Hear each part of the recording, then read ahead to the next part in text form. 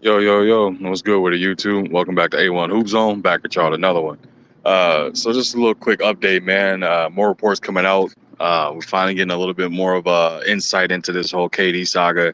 Um, Team of interest that's probably no longer interested is the Pelicans. It came down to Nets were really pushing hard to include Ingram in the trade, and the Pelicans, they told them no. I stand with the Pelicans with that decision. Why is that? You can't trust whether or not if obviously if KD's going to even remain with the team if the trade was to happen. Obviously the Pelicans, they were never on the list of teams where he wanted to go to begin with. So you're playing Russian roulette. In other words, we're playing with a star that's going to come in.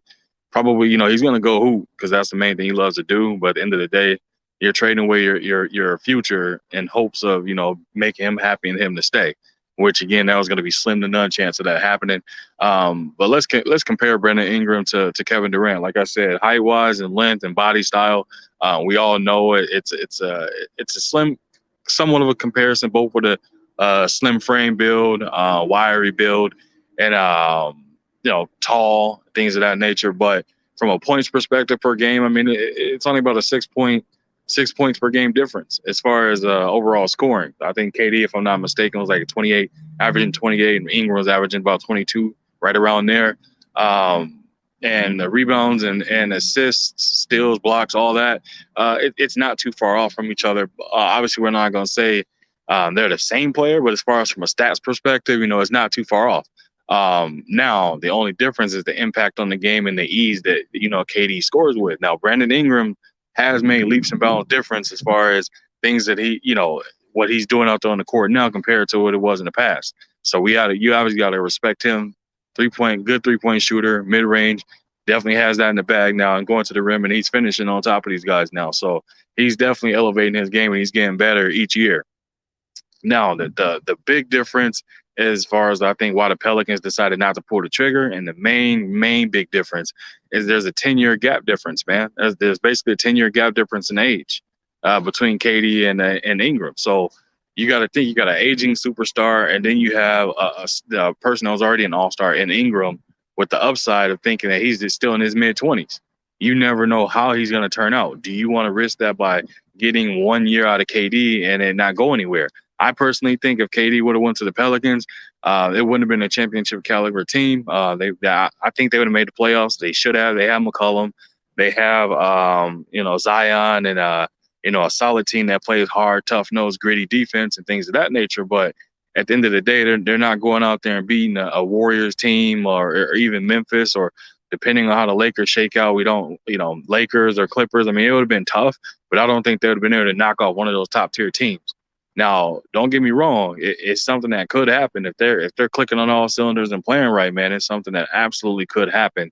Because again, the Pelicans, they get out there and get after it. They don't care how they win, long as they win. You know what I mean? But yeah, I think that 10-year age gap, the fact again that KD, aging superstar, and then you have a rising all star with more upside to him. I think is what ultimately made the Pelicans decide to not pull the trigger on that trade. And I think it's a good decision. If it was me personally, if I was a GM, I absolutely wouldn't have pulled the trigger either. Now, one person I would offer up if I was the Pelicans would be CJ McCollum. No disrespect to him, but you're getting to add KD to that dynamic, obviously with Ingram, Zion, and the rest of that young core. And so you would love to see how that works out. But because it's definitely one of those things where in the Pelican situation or whatnot, if McCollum's there or not, I don't think it's going to really impact it too much. But obviously, if you can make a trade for McCollum for KD, why not do it?